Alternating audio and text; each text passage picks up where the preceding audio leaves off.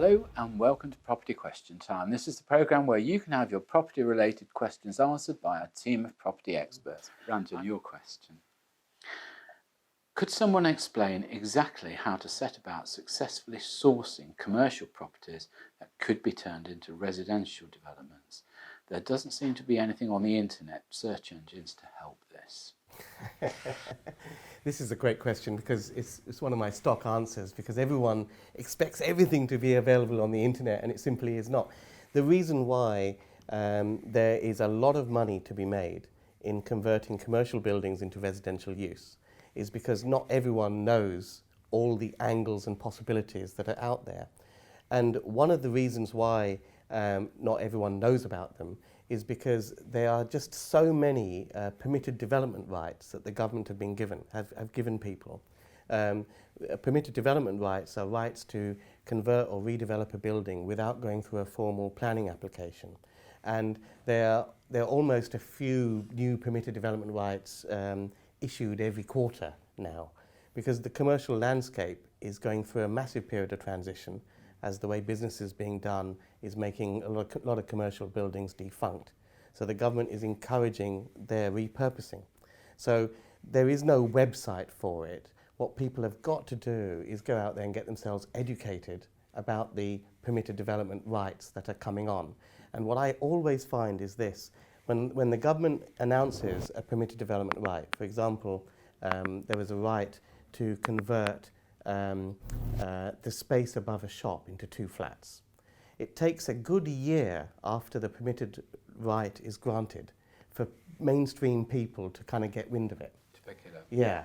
And in that year, you can really make hay. I mean, even going to commercial property auctions, we've regularly bought property at auction and we've won, because not everyone have figured out all the different permitted development rights and how they can be applied. So there is no site out there, but that shouldn't be a discouragement. That's why there is tremendous opportunity. Ranjan, just on a sort of simple point that you brought up there, some years ago it would be virtually impossible to change commercial property into residential property, because the government would say, or the local authority would say, no, it's going to hamper employment, it's going to, cause problems in that area. Has that attitude now really changed? Well, that attitude has changed in that the government has given permitted development rights which allow developers to find opportunity that meet the sort of template of the permitted development right and do it. So, for example, if you find a shop which isn't in a primary shopping parade, there are circumstances where you can convert either part of the shop or the whole shop into residential use, as well as convert the upper floors into flats. There's a forthcoming right which is talked about, because often they go through white paper stage and discussion stage, to allow the adding of an extra floor above these sort of units to be permitted development rights too. And with Boris at the helm now, he has given every indication that he's going to kind of encourage as much development as possible, so as to stimulate the economy, etc.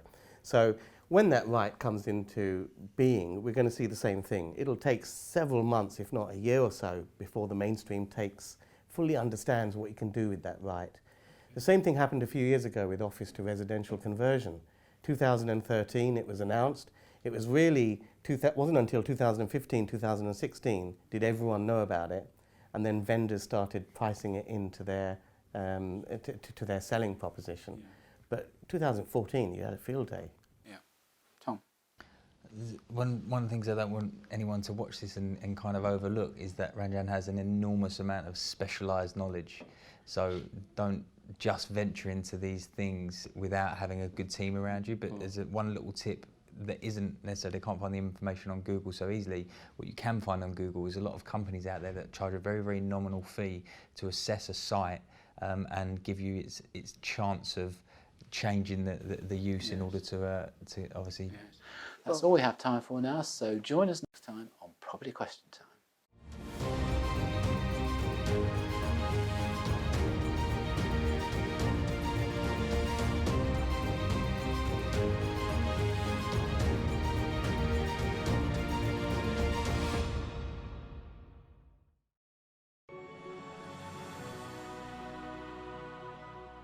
If you enjoyed this video, hit the like button. If you're not a subscriber, what are you waiting for? Subscribe, hit the bell icon. As soon as we upload, we'll let you know.